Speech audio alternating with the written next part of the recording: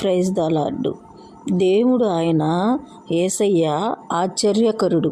ఆయన పేరే ఆశ్చర్యకరుడు, ఆలోచనకర్త. ఆయన పేతురు రాత్రంతయు శ్రమపడినా కానీ రాలేదు చేపలు.